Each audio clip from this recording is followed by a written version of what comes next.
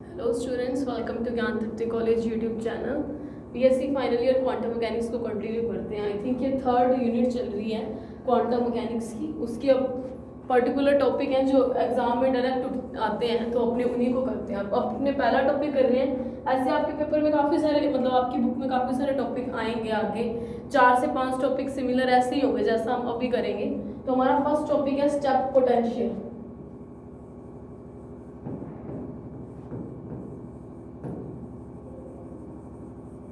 Step potential यानी कि इसको बोलते हैं विभव सीढ़ी। पोटेंशियल विभव स्टेप सीढ़ी। सबसे पहले तो अभी होता क्या, देखो नाम से क्लियर है। स्टेप पोटेंशियल मतलब विभव से एक सीढ़ी बनानी है। सीढ़ी कैसी होती है अपने को पता है। स्टेप्स कैसे होते हैं, ऐसे ही होती है सीढ़ी, ऐसी ही होती है। तो मुझे क्या करना है, स्टेप पोटेंशियल यानी कि सीढ़ी बनानी है। किससे? विभव से। तो देखो मैं सीढ़ी कैसे बनेगी, ऐसे बनेगी। ऐसी सीढ़ी होती है। मैंने एक सीढ़ी की स्ट्रक्चर उठा ली, ठीक है। सीढ़ी जो नॉर्मल सीढ़ियां होती हैं वैसी ही स्टेप पोटेंशियल है, विभव सीढ़ी। तो देखो ये कैसे बनेगी। यहाँ पे कोई केस है, यहाँ पे x इज इक्वल टू 0 है, ठीक है। यहाँ पे x इज लेस देन 0 है, और इस केस में x इज ग्रेटर देन 0 है, ठीक है। यहाँ पे potential v is equals to v0। ये डायग्राम मैं आपको एक्सप्लेन करूंगी तो आपको समझ आएगा कि मैंने ये क्या किया है या एक सीढ़ी कैसे बनी। देखो विभव सीढ़ी यानी कि पोटेंशियल अप्लाई करके अपने को क्या करना है, एक सीढ़ी बनानी है, ठीक है। ये कोई x डायरेक्शन शो कर रही हूँ मैं, ठीक है। यानी कि एक x डायरेक्शन है, आप प्लेन ले लो। जैसे ये सीढ़ी थी, ऐसी सीढ़ी होती है ना। मैंने ये वाली x डायरेक्शन मान ली इस प्लेन को, ठीक है।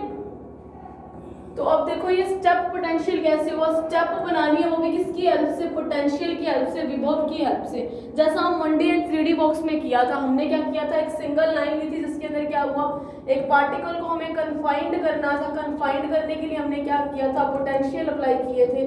v is equals to infinity range का, यानी कि दीवारें बना दी थी। वैसा ही कुछ यहाँ पे किया जिसको बोलते हैं स्टेप पोटेंशियल। अब देखो कैसे ये स्टेप पोटेंशियल बना। तो ये पोटेंशियल कैसा है, देखो मान लिया कि एक एक्स एक्सिस है। एक्स एक्सिस में x इज लेस देन 0 पे कोई भी पोटेंशियल नहीं है। ये जो y एक्सिस है ये पोटेंशियल को शो कर रहा है, ठीक है। यानी कि x इज लेस देन 0 में कोई पोटेंशियल नहीं है। जैसे ही x इज इक्वल टू 0 पे पहुंचे, अचानक जो पोटेंशियल था, पहले इस केस में पोटेंशियल कैसा है, 0 ही है, इधर कोई पोटेंशियल वॉल नहीं बनी। जब मेरे पास x इज इक्वल टू 0 पे पहुंचे, इस पॉइंट पे पहुंचे, अचानक पोटेंशियल की value v is equals to v naught, v कुछ कांस्टेंट वैल्यू मिली, और उसके बाद उसकी वैल्यू क्या है, constant v is equal to v0 रहेगी। यानी कि x इज लेस देन 0 पे potential 0, x is equal to 0 पे पोटेंशियल v0, फिर x इज ग्रेटर देन 0 पे भी पोटेंशियल v0। स्टेप बनी, स्टेप यानी कि सीढ़ी बनी। ऐसी ही होती है सीढ़ियां। तो मैंने इतना पर्टिकुलर पोर्शन शो किया, और इस स्ट्रक्चर के कारण इस टॉपिक का नाम स्टेप पोटेंशियल या विभव सीढ़ी बना, ठीक है। कैसे, एक बार और देखते हैं।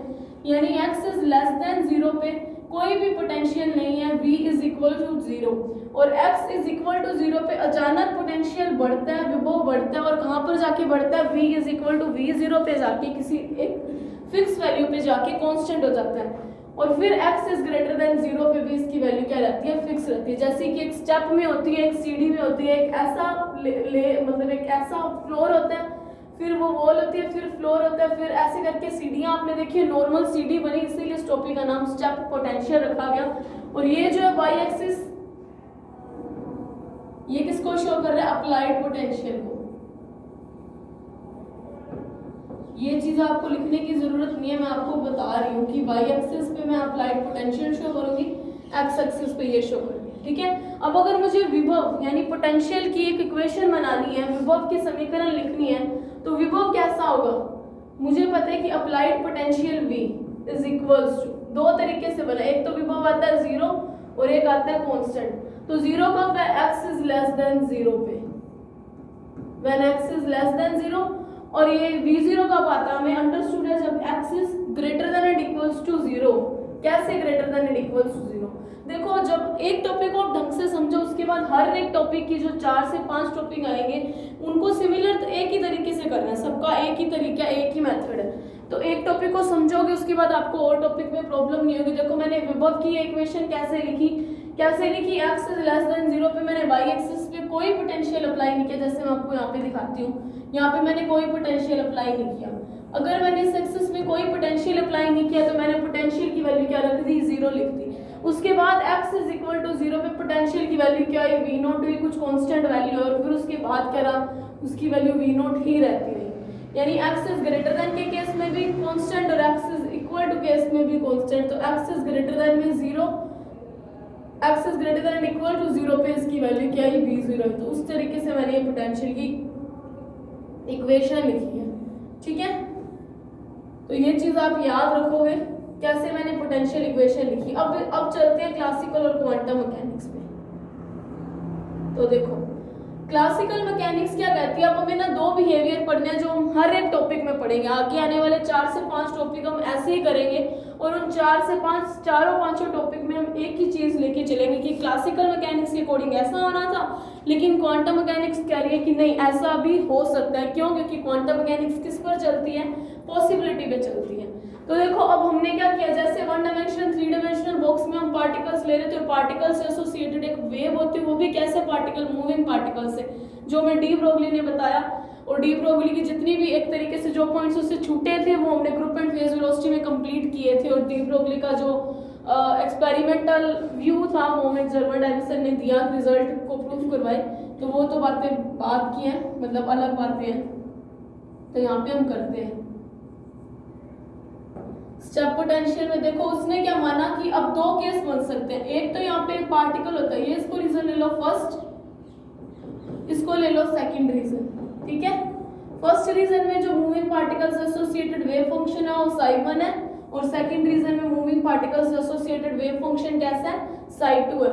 अब यहाँ पे एक पार्टिकल पड़ा है, ठीक है, पार्टिकल भी कैसा है, मूविंग पार्टिकल है। मूविंग पार्टिकल की दो केस हो सकते हैं, एक तो इसकी energy greater than v0 applied potential से ज्यादा हो सकती है, और एक हो सकती है लेस देन v0। तो देखो अब दो चीजें आप ध्यान रखना कि कैसे होती है। देखो E इज, पहला केस मैं आपको बता रही हूँ, E is greater then v0, जब एनर्जी इस पार्टिकल की, मूविंग पार्टिकल से एसोसिएटेड एक वेव हो रही है, इसीलिए मैंने एनर्जी ली है, ठीक है। जब एनर्जी इस v0 से बड़ी होगी, इस अप्लाइड पोटेंशियल से, तो क्लासिकल फिजिक्स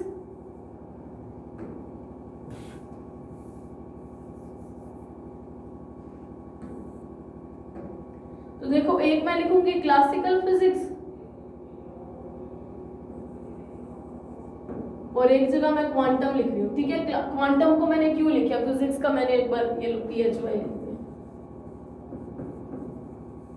देखो अब क्लासिकल फिजिक्स क्या कहती है, अगर इस कण की ऊर्जा E is greater then v0 है, तो क्लासिकल फिजिक्स कह रही है कि एक बात हम अपने तरीके से देखें कि क्लासिकल फिजिक्स ने कहा यहाँ की इस वॉल की जो एनर्जी है इस पार्टिकल की एनर्जी के कंपैरिजन में कम है। तो क्लासिकल फिजिक्स क्या कहेगी कि पार्टिकल क्या करेगा, फर्स्ट रीजन से सेकंड रीजन में चला जाएगा, मींस पारगमन होगा, दैट इज ट्रांसमिशन पॉसिबल है, पारगमन,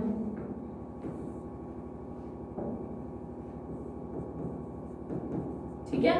और दूसरी इसने क्या बोला, क्वांटम मैकेनिक्स से कहती है कि चाहे इस कण की ऊर्जा E is greater then v0 है, लेकिन फिर भी पॉसिबिलिटी है कि पार्टिकल क्या करे, इस वॉल से टकराएगा, इस वॉल से टकराएगा और टकरा के क्या होगा, वापस इसी रीजन में आ जाएगा, यानी कि परावर्तन हो सकता है, ठीक है। क्लासिकल क्वांटम फिजिक्स क्या कहेगी, हो सकता है, वो कभी भी नहीं कहेगी कि होगा ही होगा, ये नहीं होगा, वो कह रही है हो सकता है। और ये कैसे हो सकता है, जब हम इसका डेरिवेशन करेंगे ना, आपको आगे दिखाऊंगी, आपको मैं आगे बताऊंगी कि ये रिजल्ट आए इसका मतलब क्या है, ऐसा हो सकता है। वो रिजल्ट आपको जो मैथमेटिकल कैलकुलेशन करेंगे तब पता चलेगा, ठीक है। और अब दूसरा case, E is less than v0। अब देखो क्लासिकल फिजिक्स से कहती है, मैं यहाँ पे लिख रही हूँ क्लासिकल फिजिक्स और यहाँ पे लिख रही हूँ क्वांटम फिजिक्स, ठीक है। क्लासिकल फिजिक्स क्या कहती है कि अगर इस कण की energy E is less than v0, तो क्लासिकल फिजिक्स क्या कह रही है कि पार्टिकल इस वॉल से टकराएगा और वापस इसी फर्स्ट रीजन में ही रह जाएगा, यानी परावर्तन होगा। क्यों, ये ना एक तरीके से हमारे बेसिक अजम्पशंस पे चलती है। जैसे हम आप बेसिकली हम माने कि इस वॉल पे मान लो कि 70 रेंज का कुछ यूनिट का कुछ पोटेंशियल अप्लाइड है, ठीक है, और इस कण की ऊर्जा 50 छोड़ो, अपने ले लेते हैं 30, ठीक है 30 है। तो अब क्लासिकल फिजिक्स क्या कहते हैं 30 वाला की पॉसिबिलिटी है कि वो 70 वालों को क्रॉस ही नहीं कर पाएगा, तो वो एक बेसिक ओपिनियन पे चलती है क्लासिकल फिजिक्स। लेकिन क्वांटम मैकेनिक्स इन सब चीज़ों को प्रूफ करेगी कि अगर उसने यहाँ पे परावर्तन हो सकता है बोला तो वो होगा भी, कैसे होगा वो हम डेरिवेशन में देखेंगे। तो क्वांटम मैकेनिक्स पर यहाँ पे क्या कहती है, क्वांटम मैकेनिक्स कहती है कि पॉसिबिलिटी है कि पार्टिकल क्या करे, इस फर्स्ट रीजन को ट्रांसमिट करके सेकंड रीजन में पहुंच जाए, यानी क्वांटम मैकेनिक्स क्या कहेगी पारगमन हो सकता है। देखो ये सब चीजें एक बार फिर से देखते हैं। थ्योरी में आप कैसे लिखोगे, x is less than v, x is less than 0 के केस में कोई पोटेंशियल अप्लाई नहीं है, x इज इक्वल टू 0 पे अचानक पोटेंशियल की वैल्यू बढ़ेगी और v is equal to v0 किसी कांस्टेंट वैल्यू पे इसकी वैल्यू कांस्टेंट हो जाएगी और फिर x इज ग्रेटर देन 0 पे भी इसकी वैल्यू कांस्टेंट रहेगी, v is equal to v0। So potential equation will be विभव की जो समीकरण है वो ये बनेगी। फिर आप लिखोगे अब मूविंग पार्टिकल से एसोसिएटेड एक वेव होती है, अगर फर्स्ट रीजन में वेव फंक्शन psi1 और सेकंड रीजन में वेव फंक्शन psi2 होगा, अगर psi1 और psi2 और फर्स्ट रीजन में मुझे पता है कोई पोटेंशियल अप्लाई नहीं है, v is equal to v0, ठीक है। फर्स्ट रीजन में आप लिखोगे अब दो केसेस बन सकते हैं, एक तो energy of particle is greater then v0 और दूसरा लेस देन v0। अगर ग्रेटर देन v0 तो क्लासिकल मैकेनिक्स के अकॉर्डिंग फर्स्ट रीजन से सेकंड रीजन में चला जाएगा, यानी पारगमन होगा। लेकिन क्वांटम मैकेनिक्स के अकॉर्डिंग परावर्तन भी हो सकता है, और E is less than v0 के केस में क्या लिखोगे, क्लासिकल फिजिक्स कहते हैं कि परावर्तन होगा, लेकिन क्वांटम मैकेनिक्स के अकॉर्डिंग पारगमन भी हो सकता है, इट इज पॉसिबिलिटी, कंफर्म कभी कुछ नहीं कहेगी। तो अब इसका डेरिवेशन करते हैं, ठीक है। अब मुझे एक इक्वेशन मुझे पता है, अपने पहला केस करते हैं energy is greater then v0 के, ठीक है। इसमें दो केस बनेंगे, ठीक है, क्यों, क्योंकि पार्टिकल की एनर्जी दो तरीके से हो सकती है। केस फर्स्ट पेपर में अगर आएगा तो आपको फर्स्ट और सेकंड केस दोनों करनी है, energy is greater then v0।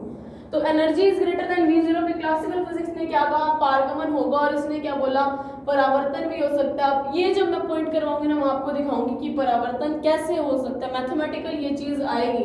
तो देखो मेरे को पता है, मैं सिंपल मैं अगर इसकी इक्वेशन लिखूं, Schrodinger equation d² psi upon dx² plus 2me, देखो वो कैसे इक्वेशन है, एक बार मैं आपको शॉर्ट में लिख के बता देती हूँ और आपको यहीं से उठानी पड़ेगी। -h² upon 2m del² psi upon del x² ले रहे थे, मैं यहाँ पे एक बार d ले लूँ, ठीक है, क्योंकि मेरे पास y एक्सिस में कोई एक बार वेरिएबल नहीं है। आप del लिखोगे तो भी कुछ गलत नहीं होगा, d² psi upon dx² plus v psi is equals to e psi होता था। मैं अब यहाँ पे ये क्वेश्चन मैं ये लास्ट बार आज आपको सोल्व करके दिखाऊंगी, उसके बाद आपको मैं इक्वेशन डायरेक्टली लिखूंगी और आपको ये पता होना चाहिए ये कैसे है। तो d² psi upon dx² minus 2m upon h² v psi is equals to minus 2m upon h² e psi। ये 2m minus h² upon 2m इन दोनों साइड में मल्टीप्लाई किया, इसके अपोजिट का ऐसे ही होता है। तो d² psi upon dx² minus 2m upon h² v psi plus 2m upon h² e psi is equals to 0। तो यहाँ से आएगा d² psi upon dx² minus की जगह मैंने प्लस का 2m अपॉन h² कॉमन लिया, तो यहाँ पे बनेगा e psi minus v psi, या psi भी मैं बाहर ले लेती हूँ, e minus v psi is equals to 0। तो ये इक्वेशन अब आपको याद रखनी है श्रोडिंगर इक्वेशन की। अब मैं जितने भी टॉपिक करूंगी ना, इन 3 स्टेप्स को करने के बजाय मैं सीधा ये स्टेप लिखूंगी, तो आपको अंडरस्टूड होना चाहिए कि ये स्टेप कहाँ से आया। ये आज लास्ट बार मैंने ये स्टेप आपको करवाया है, ठीक है। तो यहाँ से आया d² psi upon dx² plus 2m upon h²। अब देखो यहाँ पे क्या v आएगा, मैंने हर अपने स्टेप बाय स्टेप चलेंगे, पहले फर्स्ट रीजन का काम खत्म करेंगे, फिर हम सेकंड रीजन पे पहुंचेंगे, ठीक है। तो फर्स्ट रीजन में अगर हम हैं, मैं ये सारी चीजें एक बार इरेज कर रही हूँ जो भी एक्स्ट्रा की चीजें लिखी हुई हैं।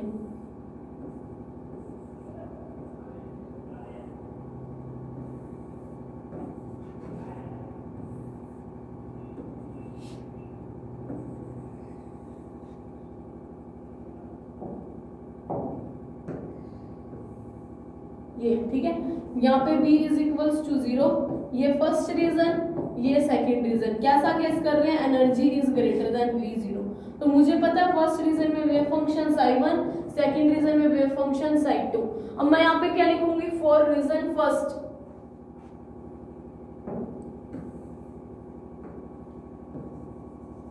और फर्स्ट रीजन प्रथम क्षेत्र में मुझे पता है कि ना मेरे पास कोई पोटेंशियल आ रहा है और मेरे पास वेव फंक्शन क्या है, साई 1 है, तो मैं वो दोनों वैल्यूज यहाँ पे पुट कर दूंगी इसमें। तो यहाँ पे आएगा d square psi 1, first region में वेव फंक्शन साई 1 था, d x square plus 2m upon h cut square, e की जगह ई आएगा लेकिन यहाँ पे क्या आ जाएगा 0, क्यों? क्योंकि फर्स्ट रीजन में कोई पोटेंशियल नहीं है, तो मैं सीधा क्या लिख रही हूँ ई साई 1 फर्स्ट रीजन की बात इज इक्वल टू 0। और एक चीज मैं आपको ऐसी इक्वेशन को सॉल्व करने के 2 हिंट दूंगी, तो एक यहाँ पे दे रही हूँ और एक अगली बार दूंगी जब अगली बार ये आएगा ये चीज, ठीक है? तो जब इक्वेशन ऐसी बनती है तो यहाँ पे आप मानोगे लेट करोगे कि कोई के स्क्वायर है जिसकी वैल्यू क्या है 2m e upon h cut square, ठीक है? तो d square psi 1 upon d x square plus k square psi 1 is equal to 0। यहाँ पे मैंने आज आपको एक बार लास्ट बार बता दिया कि मैं यहाँ पे के स्क्वायर ऐड कर रही हूँ, अगली बार जहाँ पे भी ये चीज बनेगी मैं उसको अपने यहाँ पे के स्क्वायर ऐड करूंगी और मैं बताऊंगी नहीं, हो सकता है बता भी दूं लेकिन हर जगह पे इसको मैं के स्क्वायर ऐड करूंगी। तो जब किसी इक्वेशन में डबल डेरिवेटिव इक्वेशन में यहाँ पे प्लस आए और यहाँ पे के स्क्वायर साई 1 हो, एक बार और डिफरेंशिएशन ना आए, तो ऐसी इक्वेशन का सॉल्यूशन आप याद रख लो, इसका आएगा a e की power iota k x plus b e की power minus iota k x, ठीक है? इसको दे लो इक्वेशन नंबर 1। ये सॉल्यूशन आप याद रख लो। एक बार एक और तरीके का सॉल्यूशन आएगा, वो वहां पे जब आएगा ना तो मैं दोनों की कंपैरिजन करके बताऊंगी। इक्वेशन का सॉल्यूशन आपको याद होना चाहिए, और अगर आपको नहीं भी आता तो आपके मैथ्स में चैप्टर लगता है डिफरेंशियल इक्वेशन को सॉल्व करने का, और वहां पे आपको सॉल्यूशन करने भी आते हैं और यही रिजल्ट आएगा। यहाँ पे ए और बी एक कांस्टेंट है, ठीक है? अब मैं फर्स्ट रीजन का काम हुआ मेरा खत्म, मैं किस रीजन पे पहुंचूंगी? सेकंड रीजन में। क्यों? क्योंकि क्लासिकल मैकेनिक्स के अकॉर्डिंग पार्टिकल क्या कर सकता है, इस रीजन को पार करेगा। इस केस में जब energy is greater then v0 अब पार करेगा तो मैं सेकंड रीजन पे पहुंच गई, फॉर रीजन सेकंड। इसको आप एक बेसिक इक्वेशन मान लो, मैं इसी के अंदर वैल्यूज पुट करूंगी हर बार और यहां से हम लिखेंगे फॉर सेकंड रीजन, द्वितीय क्षेत्र में। सेकंड रीजन में मुझे पता है वेव फंक्शन कैसा है, psi 2 upon dx square plus 2m upon h cut square e। Potential कैसा है सेकंड रीजन में, v0, तो मैं e माइनस v0 लिख दूं, e माइनस v0। देखो अगर into psi 2 is equal to 0, ये केस मैं कौन सा कर रही हूँ, energy is greater then v0। अगर मैं energy is less than v0 करती ना तो मैं यहाँ पे v0 माइनस e लिखती। अगले केस में मैं आपको बताऊंगी, ग्रेटर देन है तो e बड़ा है तो e माइनस v0 लिखा। अब इसको मैं क्या लेट कर लूंगी, कोई और कांस्टेंट, एक मिनट। अब देखो फिर से इसको सॉल्व करना, और सॉल्व करने के लिए मैं क्या मानूंगी कि ये e 2m upon h cut square e minus v0 जो है इसकी अब कुछ वैल्यू लेट करूंगी, और मैं लेट करती हूँ कि वो वैल्यू क्या है, k डैश है, ठीक है? Let k dash square is equals to 2m upon h cut square e minus v0। अगर ये मैंने लेट कर लिया तो मैं इसकी वैल्यू यहाँ पे रखूंगी d2 साइन 2 अपॉन dx2, मैं dx square and dx square बोल रही हूँ, d2 भी बोलते हैं, plus k dash square psi 2 is equal to 0। पीछे जैसी इक्वेशन बनी थी सेम वैसी इक्वेशन बनी प्लस वाली, और इस टाइम क्या है, वेव फंक्शन साइन 1 और k की जगह मैंने क्या लिया, k डैश लिया है। तो ऐसी इक्वेशन का सॉल्यूशन क्या बनेगा, साइन 2 का c e की power iota k dash x plus d e की power minus iota k dash x। ऐसा ही सॉल्यूशन यहाँ पे लिया था, बस जहाँ पे k था वहाँ पे मैंने k लिखा, और सेकंड टर्म में मैंने क्या लिखा, माइनस आयोटा e की पावर x लिया। ये सॉल्यूशन आपको अभी लग रहा होगा कि आप रट्टे मार रहे हो, लेकिन रट्टे नहीं मार रहे हो आप। मैथ्स में डिफरेंशियल इक्वेशन, आपको पार्शियल डिफरेंशियल इक्वेशन सॉल्व करनी आती है। सेकेंड ईयर में आपने चैप्टर किया हो, आप फाइनल ईयर में हो तो ये आपको सॉल्व करनी आती है, और वहाँ से आपको हर एक इक्वेशन का सॉल्यूशन पता होता है। तो आप इसको उस तरीके से सॉल्व करना, तो ये रट्टा नहीं है, ये इक्वेशन का सॉल्यूशन ही आएगा। तो हम मैथ्स नहीं कर रहे कि हम एक एक स्टेप को सॉल्व करें, ठीक है? ये बनी इक्वेशन नंबर साइन 2। देखो ये वाली जो टर्म है ये ट्रांसमिशन को शो कर रही है, और ये परावर्तन को शो कर रही है, ठीक है? किसको शो कर रही है, e की पावर माइनस आयोटा वाली परावर्तन को। अब देखो मेरे को पता है कि यहाँ पे परावर्तन कभी हो सकता है क्या, सेकंड रीजन में? परावर्तन तो तब होता, परावर्तन क्या होता है, इस वॉल से टकराया और वापस इसी प्लस एक्स डायरेक्शन में मोशन करता करता पार्टिकल क्या है किसी जगह से टकराए और वापस इसी रीजन में आ जाए, यानी माइनस एक्स की तरफ मोशन शुरू कर दे। क्या ऐसा पॉसिबल है? ये चीज तभी पॉसिबल होती है जब मेरे पास सेकंड रीजन में कोई और वॉल होती। मेरे पास सेकंड रीजन में कोई वॉल नहीं है, मतलब कोई ऐसी जगह ही नहीं है जहां से कण किसी चीज से टकराएगा और टकरा के वापस दूसरी डायरेक्शन में मोशन कर दे। अगर यहाँ पे एक और वॉल होती, या आगे वाले टॉपिक करोगे आपके पास एक इस तरीके का रेक्टेंगुलर पोटेंशियल वॉल भी आएगी, अलग अलग तरीके के रेक्टेंगुलर पोटेंशियल बैरियर आएगा, या बहुत कुछ चीजें आएंगी, तब आपको पता चलेगा। देखो यहाँ पे मेरे पास कोई वॉल नहीं है, कोई वॉल नहीं है, तो मतलब परावर्तन पॉसिबल ही नहीं है। अगर परावर्तन पॉसिबल नहीं है तो ये वाली जो टर्म है, ये वाली चीज, ये चीज क्या हो जाएगी? जीरो हो जाएगी। अगर ये जीरो, ये परावर्तन को शो कर रही है, पार्टिकल क्या कभी माइनस एक्स डायरेक्शन में जाएगा? नहीं जाएगा। माइनस एक्स मतलब किसी वॉल से टकराया, प्लस एक्स में मोशन करते करते टकरा के वो क्या है किसी माइनस एक्स में आ जाए। वॉल ही नहीं है सेकंड रीजन में, तो टकराएगा किस चीज से? तो मतलब परावर्तन की पॉसिबिलिटी। यहाँ पे पर्टिकुलर लाइन यहाँ पे लिखोगे, फिर साइड 2 का रिजल्ट लिखोगे c⁻i k dash x, equation number 3। अब मुझे पता है मैं जब भी 1D 3D SHO किया था, मैंने हर जगह पे कॉन्स्टेंट्स को रिमूव किया था और उनकी कुछ ना कुछ वैल्यू निकाली थी। तो यहाँ पे भी मैं ऐसा ही केस करूंगी। अब मैं लगाऊंगी बाउंड्री कंडीशन। बाउंड्री कहाँ पे बन रही है? दो ही जगह पे बन रही है, एक ही जगह पे बन रही है, दो जगह पे भी नहीं बन रही। x इज इक्वल टू 0 पे मैंने जितनी बार पे बाउंड्री कंडीशंस लगाई है, मैंने आपको बाउंड्री भी दिखाई है। ये रही बाउंड्री, सिर्फ यहाँ पे, और कहीं पे कोई वॉल ही नहीं है। अगर कोई पे पोटेंशियल ही नहीं क्रिएट हुआ तो बाउंड्री कहाँ से क्रिएट होगी? बाउंड्री ही नहीं होगी। मतलब बाउंड्री नहीं है तो x इज इक्वल टू 0 पे मैं बाउंड्री कंडीशंस अप्लाई करूंगी। At boundary conditions at x is equals to 0। देखो ये 4 से 5 टॉपिक आपके पास आएंगे। इन चारों से पांचों टॉपिक में आपके पास बाउंड्री कंडीशन अप्लाई करने का एक तरीका होगा, और वो तरीका हर जगह पे चलेगा। इस टॉपिक में मैं अच्छे से बता रही हूँ, अगले वाले टॉपिक में डायरेक्ट रिजल्ट लिखूंगी क्योंकि टॉपिक ऑलरेडी बहुत लेंथी है। तो साई1 कौन सी boundary at x is equal to 0 is equals to psi two at x is equal to 0 के इक्वल होगा। साई1 की मेरे पास वैल्यू है, क्या वैल्यू है? a⁻i plus b⁻i। आप सोचोगे मैंने यहाँ पे क्यों परावर्तन, ये चीज क्यों नहीं जीरो की? ये मैंने इसलिए जीरो नहीं की क्योंकि इस रीजन में, ये इस टाइम फर्स्ट रीजन में तो पॉसिबिलिटी की है कि इसको पार भी करे और क्या करे, परावर्तन भी करे, जैसा कि क्वांटम मैकेनिक्स ने बोला है। इसीलिए ये टर्म जीरो नहीं होती यहाँ पे, ठीक है। तो यहाँ पे मेरे पास साई1 है और एक साई2 है। अब मैं इसकी वैल्यू रखती हूँ x इज इक्वल टू 0। मुझे पता है a⁻i यानी कि e⁻0 plus b e⁻i into 0, that is मैं -0 लिखूं प्लस 0 लिखूं, सीधा 0 होता है, प्लस c e⁻0। मुझे पता है कि a e⁻0 की value 1, a plus b is equal to c। यहाँ से कोई इक्वेशन नंबर 4 आ गई, ठीक है। मुझे क्या करना है, कॉन्स्टेंट को सॉल्व करना है, इसलिए मैं ऐसे कर रही हूँ। अब मैं दूसरी बाउंड्री कंडीशन लगाऊंगी, और वो दूसरी बाउंड्री कंडीशन तब लगती है जब एक और बाउंड्री होती है हमारे पास। हमारे पास कोई बाउंड्री ही नहीं है यहाँ पे, सिर्फ यहीं पे boundary x is equal to 0 पे। तो देखो अब इस बाउंड्री कंडीशन को अप्लाई करने का एक तरीका है, वो कैसे होगा?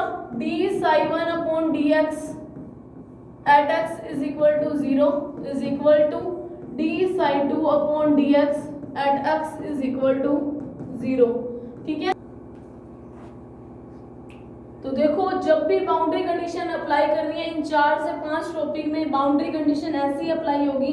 पहले साई1 साई2 इक्वल होंगे, फिर उनका डेरिवेटिव उसी बाउंड्री पे इक्वल करूंगी। जितनी बार मैं बाउंड्री कंडीशन में लगाऊंगी, मैं इसी तरीके से बाउंड्री कंडीशन लगाऊंगी।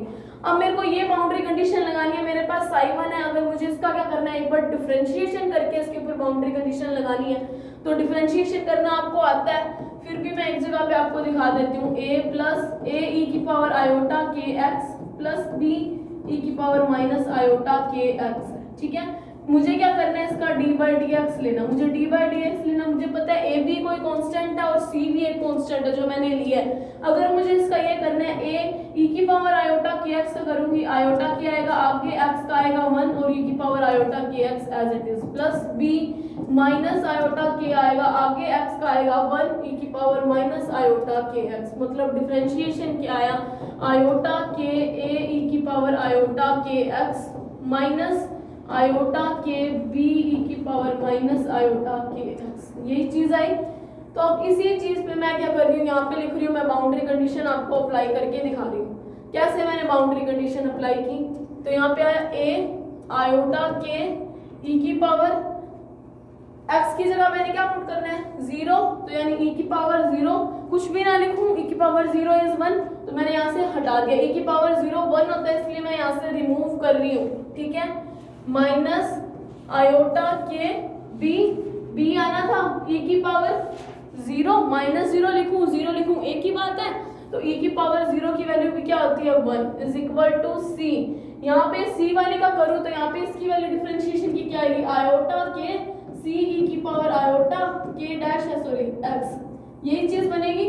अब यहाँ पे भी 0 पुट करना है तो ई की पावर इसकी वैल्यू क्या आ जाएगी 1, तो यहाँ से क्या आएगा सी इंटू आयोटा के डैश, ठीक है। मुझे पता है आयोटा सारी इक्वेशन में कॉमन है कट जाएगा, के डैश तो अलग है तो वो नहीं कैंसिल होगा, यानी कि मैं यहाँ से के कॉमन लूँ a minus b is equals to k dash into सी।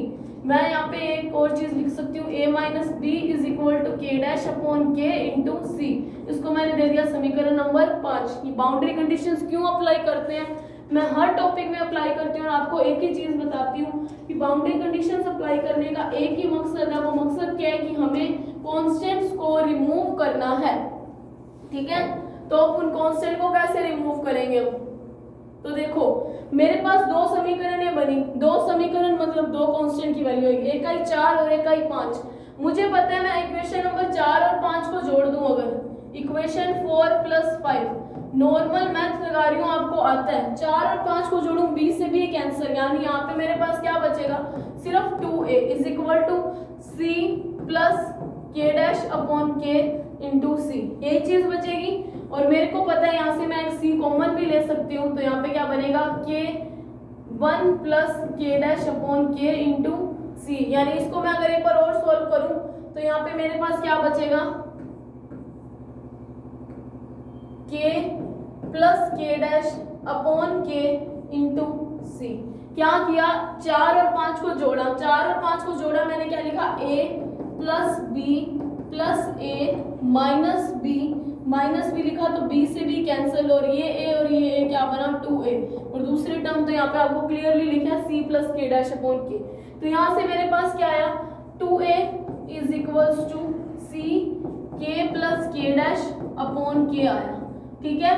यानी कि जो a है वो किसकी टर्म्स में आ गया c की टर्म में आया। यहाँ से मैं c की वैल्यू निकालूंगी, c की वैल्यू क्या आएगी 2k upon k plus k dash into a is equals to से, ठीक है, यही चीज बनेगी अगर मैंने c की वैल्यू निकाली। इसको आप एक बार इक्वेशन दे लो, इक्वेशन नंबर 6। अब मेरे पास 6 आ गई, c की वैल्यू आ गई, जितनी इक्वेशंस होती हैं हम उतनी कांस्टेंट्स को फाइंड आउट कर सकते हैं। दो इक्वेशन है मतलब कि नहीं दो ही कांस्टेंट की मैं वैल्यू निकाल सकती हूँ।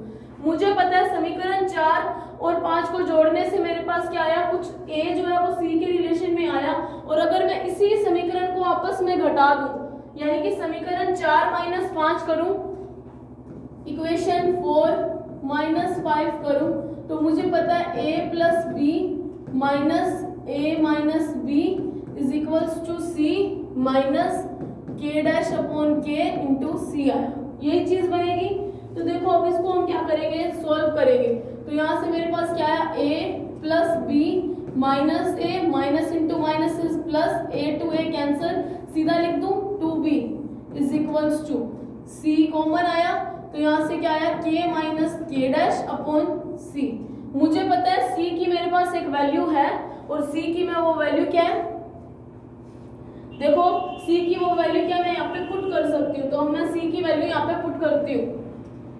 ये वैल्यू आई मेरे पास 2k इंटू के minus k dash upon k plus k dash, sorry minus नहीं है ये, c सी की वैल्यू मैं पुट करूंगी, जिसको मैं इक्वेशन नंबर मैंने दी हुई है 6 बाय इक्वेशन 6। समीकरण 6 से 2b is equals to 2k upon k plus k dash into k minus k dash upon k into में a पड़ा था। ठीक है, अब जो चीज कैंसिल होती है काट दो, 2 से 2 गया, इस k से k गया, यानी कि b की वैल्यू क्या आई, k minus k dash upon k plus k dash into a। अब मेरे पास क्या है, ये समीकरण नंबर 7 बनी। जिस तरह हर एक सॉल्यूशन में हम क्या कर रहे थे, वेव फंक्शन की वैल्यू निकाल रहे थे, सेम वैसे ही मैं यहाँ से वेव फंक्शन की वैल्यू निकालूंगी। So for wave function psi one मैंने क्या कर रही हूँ, हर टॉपिक में मुझे वेव फंक्शन चाहिए होता है, तो सेम मैं यहाँ पे वेव फंक्शन साई1 लिखूँ। जितनी मैं इक्वेशन, 2 इक्वेशंस थी, जितनी इक्वेशंस होती हैं उतने ही कांस्टेंट्स को हम फाइंड कर सकते हैं। 2 इक्वेशन थी तो 2 कांस्टेंट को फाइंड कर लिया, इसके ज्यादा आप इन 2 इक्वेशन से और कुछ निकाल ही नहीं सकते। ये हो सकता है आप यहाँ पे a की वैल्यू निकालो तो यहाँ पे b आएगा, वैसा सा ही कुछ बनेगा, तो इन 2 के अलावा आप कुछ भी नहीं निकाल सकते। Wave function psi one is equals to a e की power iota kx plus b e की पावर माइनस आयोटा kx। मैं b की वैल्यू लिखूंगी बाय यूजिंग इक्वेशन 7। मुझे पता समीकरण 7 को मैं जैसे यूज करूंगी, psi one is equals to a e की पावर आयोटा kx पड़ा रहेगा प्लस b, b की जगह मैंने जो निकाली मैं लिखूंगी k minus k dash upon k plus k dash into a e की पावर आयोटा माइनस में इंटू kx, ये वाली चीज लिखी है। ठीक है, जो बची हुई चीज थी, तो साई1 की कुछ वैल्यू आई, a सब में आया कॉमन, e की power iota kx plus b, sorry b तो हट गया, b की तो मैंने वैल्यू रख दी, k minus k dash over में k plus k dash into e की power minus iota kx into a। तो यहाँ से वेव फंक्शन साई की एक वैल्यू आ गई। और अब मैं निकालूं फॉर वेव फंक्शन कैसा, साई2, तो साई2 की वैल्यू मुझे पता है क्या है, c e की power iota k dash x। c की वैल्यू मैं निकाल चुकी हूँ और वो c की वैल्यू मैं यहाँ पे रखूंगी। c की इसलिए निकाली थी क्योंकि मुझे साई2 में c की जरूरत थी, तो साई2 की वैल्यू क्या आई, 2k upon k plus k dash into a e की power iota k dash x। तो आधा काम तो हमारा हो चुका है, जो हमें चाहिए था वेव फंक्शंस की वैल्यू निकालनी थी। इसको आप ले लो 8a और इसको ले लो 8b। हर टॉपिक में हम वेव फंक्शन की वैल्यू निकालते हैं।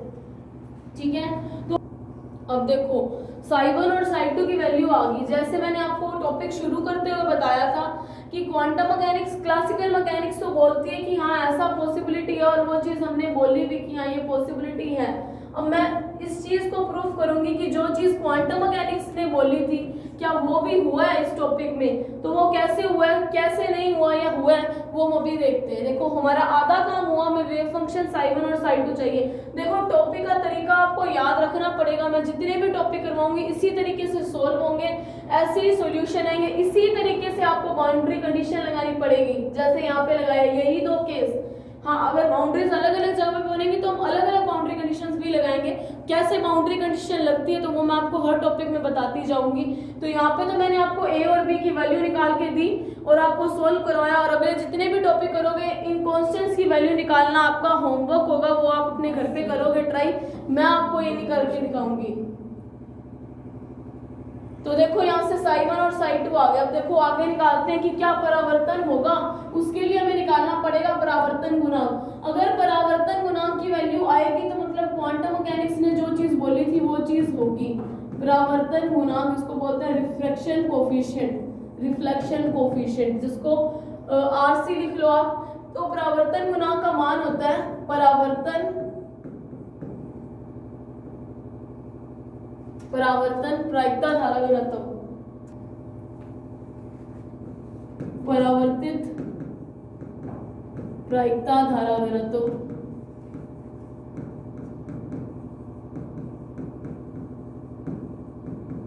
अपॉन आपतित प्रायिकता धारा घनत्व।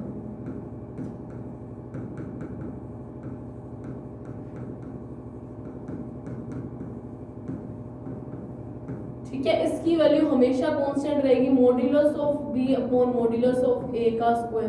ठीक है, जब मैं परावर्तन गुणांक लिखूंगी तो इसकी वैल्यू यही रहेगी, और जब मैं जहाँ पे भी मैं ट्रांसमिशन कोफिशिएंट लिखूंगी वहाँ पे इसकी वैल्यू सी अपॉन ए रखेगी, यानी कि फर्स्ट पोजीशन से लेके जो हम लास्ट पोजीशन तक जाएंगे वही रहेगी। ठीक है, फर्स्ट रीजन से जितना भी अपना फाइनल रीजन बनेगा तो उसके कोफिशिएंट ही मैं उस तरीके से लूंगी। परावर्तन धारा घनत्व परावर्तन गुणांक की अगर वैल्यू आती है तो मतलब क्वांटम मैकेनिक्स ने जो चीज बोली थी वो चीज प्रूफ हो जाएगी कि क्लासिकल मैकेनिक्स तो सही बात बोल ही रही है कि अगर एनर्जी ग्रेटर देन है तो हाँ ये जा सकता है, लेकिन क्लासिक क्वांटम मैकेनिक्स ने एक अलग चीज बता दी कि पॉसिबिलिटी है वो ना भी जाए, तो वो चीज यहाँ पे प्रूफ होगी। कैसे होगी? परावर्तन धारा घनत्व अपॉन में ये आपतित धारा घनत्व, तो इसकी वैल्यू होती है बी अपॉन ए।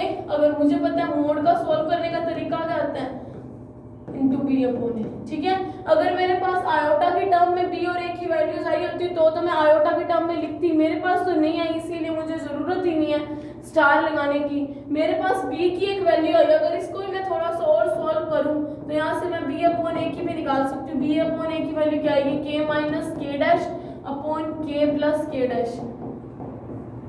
ठीक है, इसको कोई भी इक्वेशन दे लो आप, ए दे लो, ए तो हम दे चुके हैं आगे उस पर एक इक्वेशन को, इसको मैंने ए दिया था इसलिए मैं इसको बी दे रही हूँ।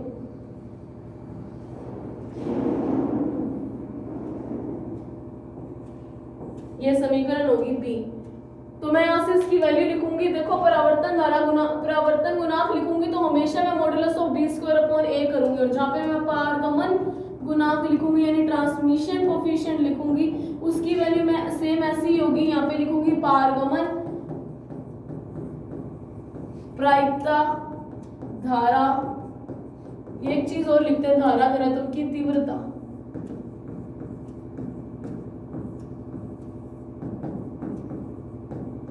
धारा घनत्व की तीव्रता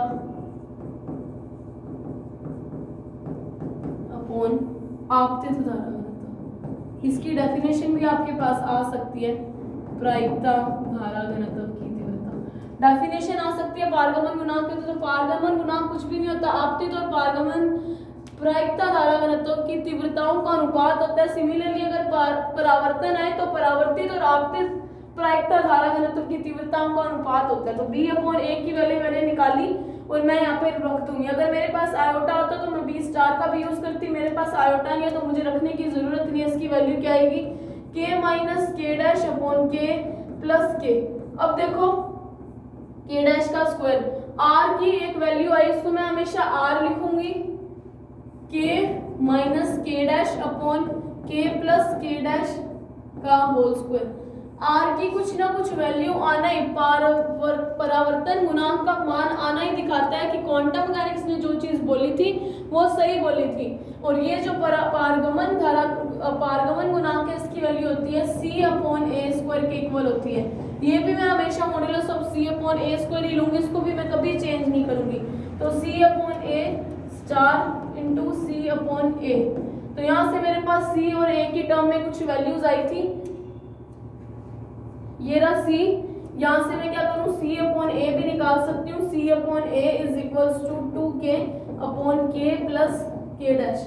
तो ये इक्वेशन मैं यहाँ पे रखूंगी, तो यहाँ से t की वैल्यू आई 2k upon k plus k dash का होल स्क्वायर, ये square is equals to t। और हम एक चीज और लिखोगे, and r plus t is always 1 ही होगा। आप इन दोनों इक्वेशन को जोड़ के देखना खोल के, तो इसकी वैल्यू 1 ही आएगी। तो इस चीज का आना ही शो करता है कि जो क्वांटम मैकेनिक्स ने बोला था वो चीज सही है, जो उसने बोला था हो सकता है वो वास्तव में हो सकता है। क्यों? क्योंकि परावर्तन गुणांक की वैल्यू है। तो ये टॉपिक बिल्कुल इजी सा है। इसका सॉल्यूशन जो कोफिशिएंट है उसके अंदर एक के डैश अपॉन के रह गया, इसकी वैल्यू आपको याद ही रखनी पड़ेगी। ये यही चीज है, इसका कोई अल्टरनेटिव नहीं है। के डैश अपॉन के और एक के डैश अपॉन के इसके साथ भी यहाँ पे भी आएगा, और आर प्लस टी की वैल्यू हमेशा 1 आएगी। और ये आना ही क्वांटम मैकेनिक्स की जो बात थी वो प्रूफ हुई है। तो ये इसका केस 1 हुआ। सिंपल सी चीज़ है, सेम ऐसी चीज़ मैं केस 2 में करूँगी, और जहाँ पे जो क्वांटम मैकेनिक्स और क्लासिकल मैकेनिक्स के जो रिजल्ट मैंने आपको बोले थे कि एनर्जी इज लेस देन के केस में होंगे, वो भी मैं आपको प्रूफ करवाऊंगी। और क्वांटम मैकेनिक्स वाला कैसे प्रूफ हुआ कि आर की एक वैल्यू है, अगर परावर्तन होता है तभी परावर्तन गुणांक आता है, अदरवाइज कभी नहीं आएगा। तो परावर्तन गुणांक और पारगमन गुणांक की डेफिनेशन आप ध्यान में रख लेना, सिर्फ और सिर्फ इन दोनों का रेशियो होता है, तो वो चीज़ आप लिख सकते हो, पेपर में हो सकता है आ भी जाए, हो सकता है ना भी है। सो आज के लिए इतना ही। Thanks for watching this lecture.